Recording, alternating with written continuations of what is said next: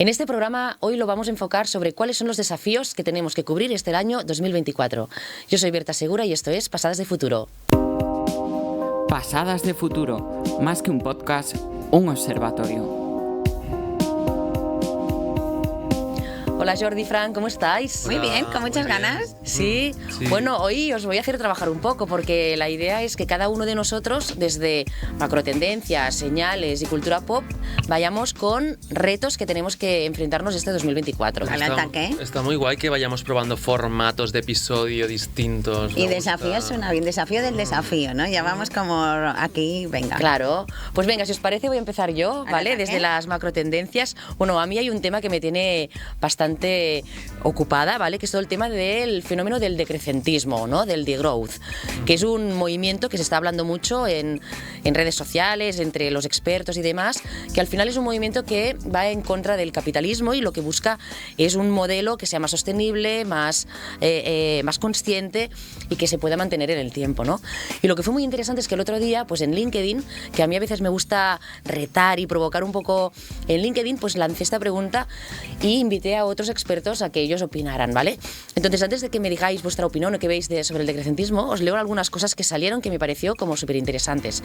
Por ejemplo, más que hablar de decrecer, salía como, no, es que primero hay que parar de crecer, ¿no? Es de crecer expansivos, no, primero paremos de crecer y luego ya vamos a decrecer, ¿no? También hay que desvincular el crecimiento, ¿no? De acumular los materiales, el materialismo y tal, y al final igual de crecer es otra cosa, ¿no? Es bueno, cambiarle un poco el significado del éxito. Luego, desapegarnos del consumo, porque somos junkies de consumir la dopamina que hablabas en otros capítulos, Jordi, ¿no? Cómo nos podemos desconectar. Y también, una cosa muy interesante y me hizo mucho pensar, es que el decrecimiento, hablaban de que es un privilegio, porque dile a alguien de África que lleva todo el día viviendo una miseria, que ahora decrezca, porque en el mundo occidental se están cargando el planeta, ¿no? Entonces salían ideas como muy potentes. Yo creo que entre estas ideas, primero me llamaba la atención el mismo debate de LinkedIn, que te felicito, Berta, por abrir la caja de Pandora y ver cuánta gente tan inteligente, tan crack, escribiendo tan bien en 7 líneas, ¿sabes? Que era como, en 2 comentarios de LinkedIn decía, wow. Era como Berta un momento me dijo, ¿viste el debate? Y digo, sí, pero es que no he tenido tiempo, entonces ahí me cuestioné el crecer y el decrecer en tiempo. Si no tener tiempo para contestar muy bien un debate es decrecer o crecer, ¿no? Entonces, ya el mismo contenedor ya me llamó la atención. Yo me lo llevo por 2 lados a uno, más que creo que de nuevo aquí nos estamos volviendo a atascar en las palabras muchas veces, como hablábamos en el capítulo anterior de artesanía uñas y artesanía uñas, ¿no? Y para mí más es entender, vuelvo a Liederkort, esta analista de tendencias mayor que entre otras cosas habla muy lento, creo que algo que no hacemos ninguna de las aquí presentes, que ya es parte de su narrativa y ella habla mucho de volver al campo, ¿no? Volver a la granja, volver a entender el origen de todo. Es de quien hablábamos que sus trend reports ya no van de cosas que pasan, sino van de entender cómo funciona la lana, ¿no? Entonces creo que hay algo muy de back to basics. Y por otro lado, haciendo siempre fruncir el ceño, ahora me ha dado por leer a Helmut Rosal, que es pro de la aceleración. Entonces, bueno, como siempre soy un poco del contra, pues leía pro de la aceleración y él dice que al final la aceleración es fomentar y gestionar la finitud de nuestra vida, que es moverse de un sitio a otro. Que bueno, me lleva al multitasking, pero será otro tema. Vale, luego desarrollamos, que me interesa muchísimo el debate sobre el multitasking. Si es que lo de decrecer me parece algo tan potente y que estoy desde hace ya meses rumiando y meditando el ver cómo lo puedo integrar a mi estilo de vida.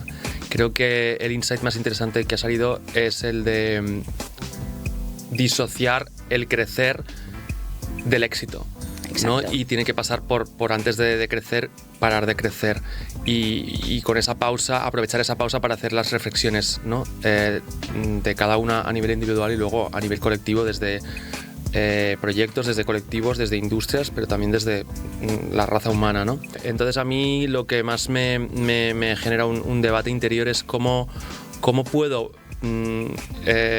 parar de crecer en un mundo que no para de exigirte que te recicles, que crezcas, que vendas, que produzcas más y más, cuando en realidad mi desarrollo para ser mejor persona tiene que pasar por la quietud, el silencio, el parar, ¿no? Entonces eso es una dificultad, un reto, un challenge muy grande que veo para no solo 2024, sino para cómo me enfrento yo al estar vivo en una sociedad y en un mundo como este, en este presente y en este futuro, pero también a todo el mundo. O sea, creo que ese es el gran reto de la contemporaneidad. Así que muy bien primer desafío, Berta. Simplemente quería añadir que tú decías crecer y éxito, y tú, Berta, también anunciabas, y estaba en el debate de LinkedIn, crecer y progreso, ¿no? ¿Qué significa progreso? Que creo que hay algo ahí también como para darle vueltas. Y solo para terminar, yo, por ejemplo, estos días está siendo un evento que es el Level Up o el Deja Huella, que está enfocado a empresarios desde el crecer, multiplicar, ¿sabes? Entonces yo pienso, ostras, esta gente... El CrossFit de los negocios. Claro, el CrossFit de los negocios. Yo pienso, ¿esta gente tiene en cuenta todo esto? No sé. Y aquí lo lanzo de que, bueno, quizás en este crecer, desde estas iniciativas ya tendrían que empezar a integrar nuevos modelos más conscientes. Bueno, yo lo he planteado la temporada pasada, ¿no? Quiero pensar que en las escuelas de marketing, ESADE. en las escuelas de negocio, en ESADE, también hay alguna chavalina, algún chavaline que está pensando en cómo dibujar una nueva realidad sin que sea tan agresiva y tan violenta para el planeta y para nuestro desarrollo como seres vivos. A mí me llama la atención, llevándomelo a mi terreno, dos perfiles que sigo mucho en redes sociales, porque creo que las personas con un altavoz y las personas que comunicamos tenemos una responsabilidad, y hay el caso de Omar el Pretino, que se ha convertido a minimalista desde la moda, ¿no? Siendo un perfil él que defendía y enseñaba todo el rato los looks y cómo tener mucho flow combinando y tal. Entonces eso me parece un reto que me podría inspirar. Y luego también el perfil del Troublesome Mess, que os lo recomiendo muchísimo, que es un chico que desde dentro y contándote los insights del día a día de la industria de la moda como modelo, que me parece que es el punto de vista a lo mejor más hard, ¿no? Y la narrativa igual más perturbadora que se nos puede explicar. Solo hay que ver las historias de TCAs de los 90 y los 2000, ¿no? E incluso de adicciones, y cómo él lo ve como una oportunidad para darse cuenta de cuál es la realidad y el ecosistema que él vive, y cómo eso nos puede llevar a un desarrollo personal, emocional, a tener una inteligencia que nos haga únicas y que nos haga el poder sobrevivir en un ecosistema tan duro y tan difícil y tan selvático como este. Llévatelo a la industria creativa o de la moda o cualquier industria hoy en día, porque la crisis empapa a cualquier sitio, ¿no? Entonces me parece que son perfiles muy inspiradores que te hacen ver cómo la realidad del cambio es posible solo si aceptas el ecosistema que habitas, ¿no? En plan, el capitalismo es, ¿no? Sale muy a menudo, claro, aquí, pero es que lo tienes que aceptar para poder cambiarlo. Al final lo interesante es que empiecen a aparecer nuevos referentes. Paso al siguiente desafío, ¿vale? Que otra cosa que de hecho os lo planteé en el otro capítulo, en el que hablaba de Davos, de que hablaban de la desinformación. Entonces, una de las cosas que a mí también me preocupan mucho es justamente esto, que estamos en un momento donde hay mucha fake news, mucha información, mucha intoxicación. Entonces, cada vez es más difícil saber cómo destriar la información que es real de la que es fake news, ¿no? Y eso me llevaba mucho a todo el tema de cómo están cambiando, si me lo llevo a la información de los medios de comunicación, cómo cada vez más los medios de comunicación se están diluyendo y están apareciendo otras fórmulas, ¿no? Y una de ellas que me parecía muy interesante era el auge de las newsletters. O sea, la newsletter es algo que apareció en los 2000 y tal, que al principio todo el mundo hacía su newsletter y al final era spam, porque había tanta newsletter que no te las leías, y en cambio hoy se está recuperando la newsletter como un espacio curado, que a mí me gustaría recuperar la palabra curator, donde tú al final sigues a personas que te mandan una newsletter que está totalmente curada, con una información que conecta contigo, porque tú seguirás a unas newsletters, tú a otras, yo a otras, y al final creo que hay que ir por allí. Y de hecho, dos modelos que me gustaría poner encima de la mesa que me gustan, uno es Substack, no sé si lo conocéis, que es una plataforma de creadores de contenido que hacen newsletters de todo tipo, y tú te puedes suscribir a los suyos, un poco un Patreon pero de newsletters. Y luego otro fenómeno que es The Gist, que es una startup catalana que yo tuve el placer de poder ver la presentación, que ellos lo que quieren es revolucionar el periodismo, en el cual tú, en vez de seguir a un medio, sigues a periodistas, y lo que te permite es, pues, acceder, pues, a información totalmente conectada con tus valores. A mí me ha flipado el ejemplo de The Gist, me siento muy identificado con este proyecto. Mira, ponerla en situación, ¿por qué te ha flipado? Así quien nos escucha conoce más el modelo. Claro, yo lo que he visto es que, bueno, ellos se autodefinen como la revolución del periodismo y creo que tiende a ser una especie de Netflix de periódico particular en el que tú en esa home pagas por estar suscrito a cómo te cuentan las noticias ciertos periodistas, entonces tienes como tu periódico hecho a medida porque te fías de cómo te cuentan los deportes X persona, cómo te habla de la crónica social X periodista y cómo te habla del tiempo X meteoróloga, ¿no? Entonces te hace como una fórmula pues personalizada para ti y mucho más fiable porque tú estás simplemente recibiendo la información de las personas de las que te fías y eso me parece muy total en un momento de manipulación mediática máxima y de que a todo lo que huye de la narrativa oficial se le tache de fake news, ¿no? Mira, Beyoncé en uno de los bloques de su última gira, que además estas navidades pasó a los cines y era impresionante verlo en pantalla grande, el bloque del final lo abría con: quien tiene el poder de los medios tiene el poder de las mentes. Y es que es así, nos engañan a través de los medios de comunicación. Y aquí al final se abre, creo que lo has recogido muy bien con este ejemplo, ¿no? Que al final esta newsletter, este cajón que hablabas, ¿no? Creo que nos da varias cosas. Primero, como la libertad de, otra vez, las etiquetas. Por ejemplo, el otro día entrevistaba a Charo Marcos de Crossletter, una newsletter que manda a 60.000 personas con un ratio de apertura muy grande, que te comisaria de manera muy corta las noticias. Y ya decía, es que me sentí tan bien. Ella venía de trabajar en RTV, La Razón, El Mundo. Y fue cuando dejo de trabajar en medios, ¿no? Por un lado ese. Por otro, esta idea de que es de McLuhan, ¿no? De teoría de la comunicación, a las que somos una friki de eso, es que el medio es el mensaje.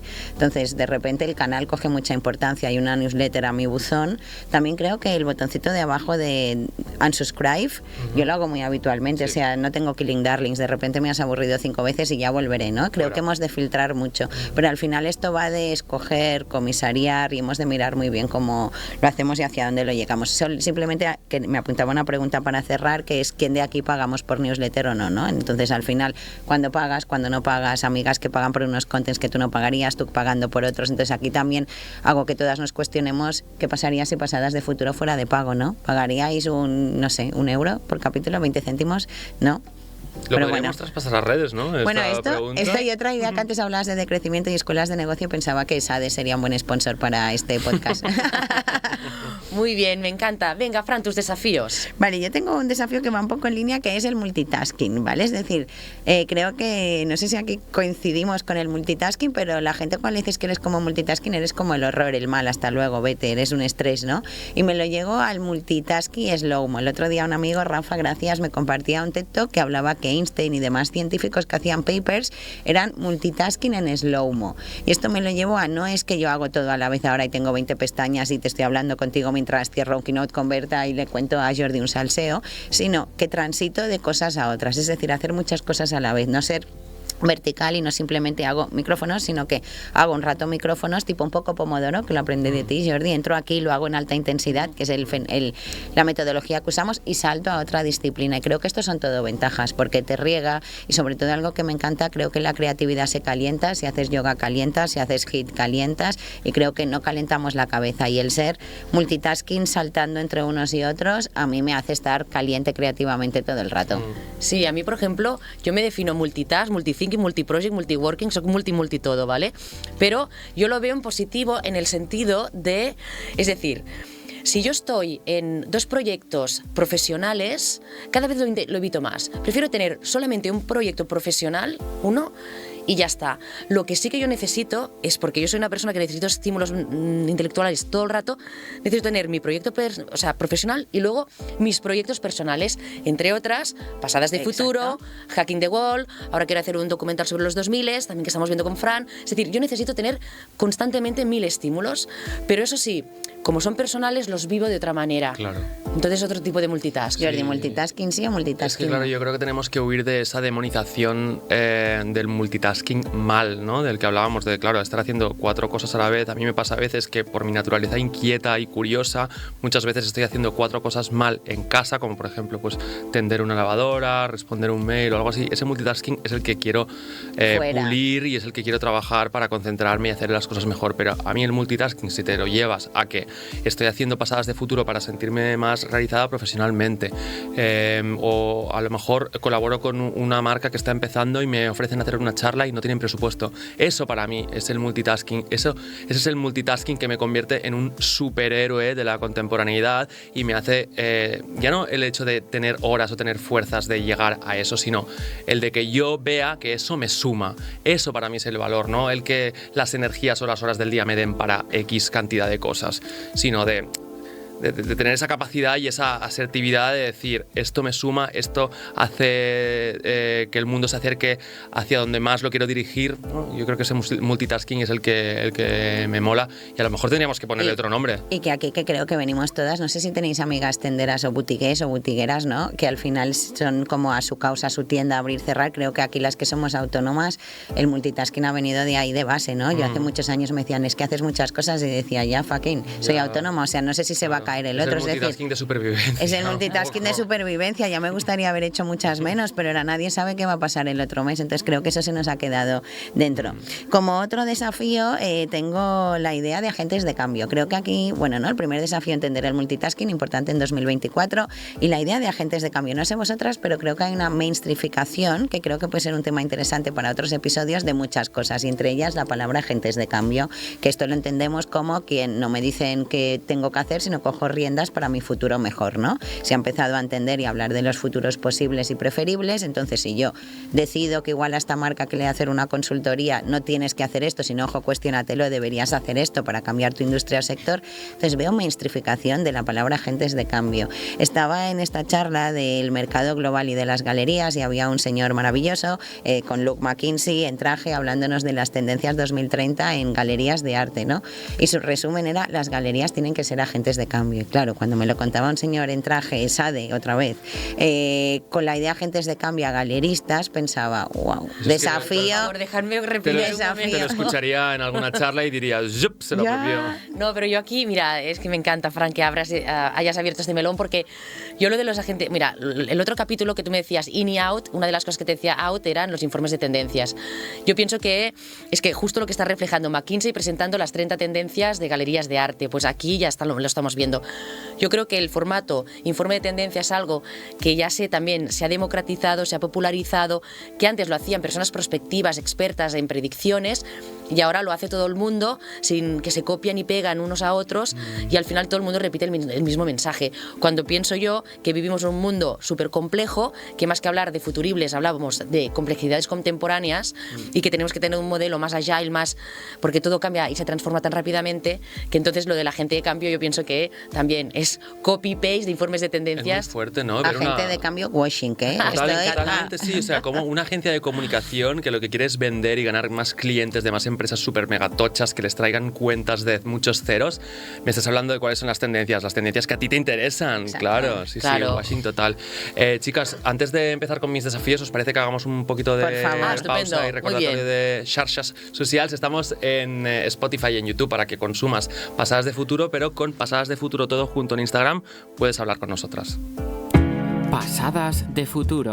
Puedes vernos en YouTube, escucharnos en Spotify y contactarnos por redes sociales. Muy bien, pues nada, Jordi, cuéntanos tus desafíos. Pues mira, yo ya llevo unos años pensando sintiendo y pensando pensamientos sobre algo que me ha flipado toda la vida, que es en lo que trabajo y que incluso me salvó la vida. A mí la cultura pop fue mi refugio durante los años de fracaso escolar y de bullying, ¿no? Me ayudaron a alimentar y a nutrir ese mundo interior mío que me ha llevado a ser la persona que soy hoy en día. Pero creo que la industria del entretenimiento está en un punto de desparrame que me hace como... me inquieta, ¿sabes? Me perturba un poco cuando veo ese derroche y ese desperdicio de producción, de decorados. Me pasa mucho cuando veo las giras de concierto y sobre todo las galas de premios, ¿sabes? Que veo, wow, todos esos fondos, todos esos decorados, ¿dónde va a ir todo eso? Entonces me parece que en un momento en el que paralelamente, cuando tiramos más hacia lo analógico, ¿no? Pues más discos también, más ediciones en vinilo, 4 ediciones del mismo disco, mucho más merchandising, Taylor Swift siendo la que más merchandising, la que más vinilos vende. ¿Es sostenible eso realmente? Entonces creo que me gustaría ver un planteamiento de una industria del entretenimiento que sin sacrificar su voluntad de entretener, lo hace de una forma más consciente, ¿sabes? Me encanta porque, bueno, desparrama y entretenimiento juntos, o sea, yo ya me pararía aquí y abriría cosas, pero luego es como la idea del clickbait del entretenimiento, ¿no? Es decir, el premio, el ganar, el entra aquí, cuestionármelo. El ser número uno. El ser número uno. A mí está algo que me ha atormentado toda la vida, que no soy muy cinéfila. Cuando he visto películas que no he entendido y que se han gastado mucho dinero, digo, wow, tantos recursos para contar esto, ¿no? Cuando igual hay otras maneras. Pero me encanta como desafío a intentar explorar y entender. Sí que es verdad que es un tema complejo, ¿eh? Y cuando te pones delante de una película como la de Renaissance, de la gira de Beyoncé, y ves los entresijos de una gira tan tocha y entiendes que hay mucho trabajo de muchas personas, muchos sueldos, durante meses previos, no solo durante los meses que están de ciudad en ciudad. Entonces entiendes que obviamente esos presupuestos tienen que ser como son. Yo no creo que sea ahí el problema, pero claro, es abrumador. Yo un poco me lo llevaría a esto que dices, mira, me lo voy a llevar a un estudio que hemos hecho recientemente, ¿vale? Para una plataforma musical. Entonces, lo que sí que estábamos viendo es que hay estos desparrames de grandes artistas y luego tenemos una industria musical súper precaria aquí en Barcelona, ¿vale? Sí. Y de hecho veíamos también cómo artistas que se matan a hacer sus discos, a hacer su proyecto y tal, y una vez entran dentro de la industria del entretenimiento, que ellos también te lo definían como vender el alma al diablo, porque cuando entran allí te obligan a que saques más discos, a que saques más no sé qué, que hagas no sé qué del TikTok, y toda la parte artesanal y lo conecto con la artesanía y artística se pierde totalmente. Mira, yo tengo un insight aquí que creo que va a hacer match con lo tuyo, Berta, y es que tengo la teoría de que donde se pierden esos grandes presupuestos de las discográficas multinacionales que todavía hoy son las que acompañan a los artistas más punteros de todo el mundo, ¿no? En nuestro país, los nombres que más suenan son Aitana, Ana Mena, tal cual. Creo que donde se pierden esas grandes cifras son en los despachos de entremedio, o sea, en los grandes departamentos de A&R, en los managers, en tal, porque luego ves puestas en escena un poquito de final de curso, como me pasó con el concierto de Ana Mena de antes de Navidades, y digo, ¿y esta persona es la número uno en España? Está moviendo estas cifras, pero claro, está en Warner, está en Universal, con esos equipos de esos señoros que, claro, ahí hay muchas manos largas. Muchas manos largas, es un pastel muy grande a repartir, entonces igual habría que reconfigurar la industria musical sin que siga siendo de la misma manera, con las mismas estructuras de antes, porque es que luego, o sea, ves cómo verticalmente el resultado no cuaja, entonces me chirría. Pero vamos otra vez a este tema que lleva años orbitando, que es el intermediario, ¿no? Que ha pasado mucho en las marcas D2C, Direct to Consumer, marcas que yo compraba directamente a quien la idea, conceptualiza, diseña o fabrica, y me saltaba a la tienda, ¿no? Y al final, bueno, estamos en este entorno donde se abre y que el dinero no se quede ahí, porque al final el ecosistema es precario, menos estas puntas de iceberg que son las que enmirallan, ¿no? Que hacen que tanta gente joven quiera hacer eso, cuando luego quien es eso tiene muchos problemas y estrés, que creo que es otro tema que por suerte está saliendo de mucha gente que ha tenido relevancia, que dice hasta aquí. Entonces creo que buen desafío con muchos matices que nos pueden dibujar muchas líneas. Jordi, el último desafío, nos quedan muy poquitos minutos, así que cuéntanos el último desafío. Sí, voy a ser breve. Creo que el último desafío es intentar ser más inclusivas con el lenguaje. Creo que es un reto que ya está aquí y me está sorprendiendo mucho ver la edición de 2023-2024 de Operación Triunfo con un casting tan diverso, con disidencias, con debates, con narrativas que ni siquiera en la edición de 2017 aparecían, y una presentadora como Chenoa hablando todo el rato en el genérico masculino. Es como... tienen que empezar por ahí, tienen que empezar porque grandes nombres de la comunicación se arriesguen. Y al final estamos hablando de que a lo mejor si quedan, es que ya no te digo por tener que contabilizar, pero si hay más chicas ahora mismo en el casting porque han eliminado a más chicos que chicas, pues habla en el genérico femenino, no va a venir nadie a quemarte el plató. Fruncir ceño, mover cunetas, cambiar cosas, porque si no los señoros que hablábamos de intermediarios van a seguir ahí legitimando que se pierda mucho dinero y no se vaya el talento a la gente joven, que creo que es lo que buscamos las tres.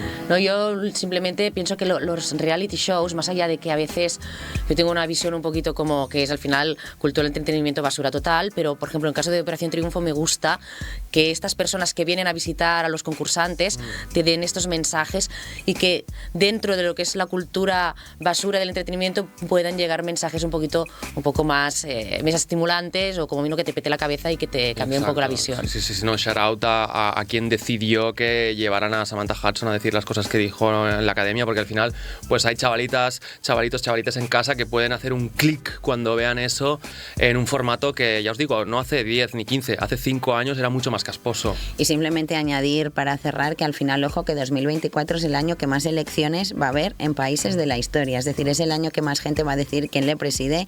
Tenemos Estados Unidos, Trump liderando en estas medianas elecciones que nadie le presta atención pero que dibujan todo. Entonces, ojo, desafío lo que se nos viene si no hacemos fruncir el ceño y mover muchos hilos y actuar y hacer y no solo hablar. 100%. Así que importante, que nos viene un año complejo. Sí. Y nada, yo termino simplemente pues deseando estos 2024 más de crecimiento, más curaduría, menos ruido creativo, ¿no? Un poco con más escucha. Más escucha, menos multitask y relacional y consciente, y nada, pues más mensajes positivos y más colectivismo. Muchas gracias por tus desafíos, Berta. Gracias. Nada, gracias a todos, gracias a los demás, a la audiencia. Nos vemos en el próximo Pasadas de Futuro. Gracias. Adiós.